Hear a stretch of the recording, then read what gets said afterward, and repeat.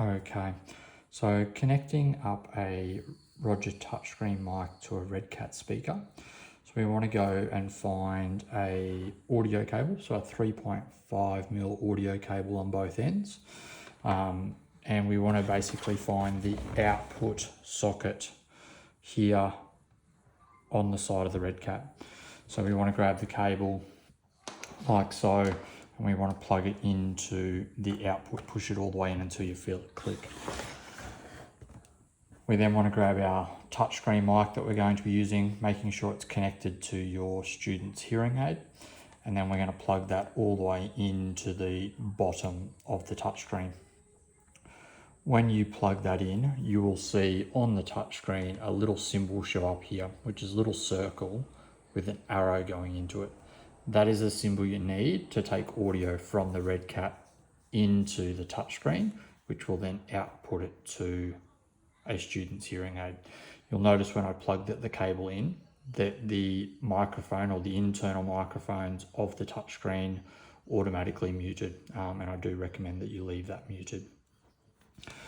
And from there, then you just use the flex mic, so the Redcat teacher microphone, which will then transmit audio to the speaker and then out to the student with the Phonak Roger hearing aids on. If you are getting a different symbol here, you may need to navigate across to settings, into settings, come down to find audio settings, and you want to make sure that it is on input, not on output.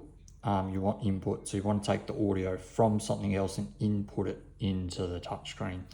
So that's the crucial one. If you do have it on one of the others, what you'll find is it's trying to take audio out of the touchscreen, so outputting audio out, and you'll notice the symbol is a circle with an arrow coming out of it. So it is important that that arrow is pointing in. So once again, into here, under audio settings, and making sure it's on input. If you've got the latest firmware version on your touchscreen, which is version 2.1, it should default to input as the default setting. If you're running an older version like 1.6 or 1.7, you may see a little pop-up menu which gets you to select that, but it does disappear quite quickly. I do suggest that you make sure you're updating your Phonak equipment to run the latest firmware.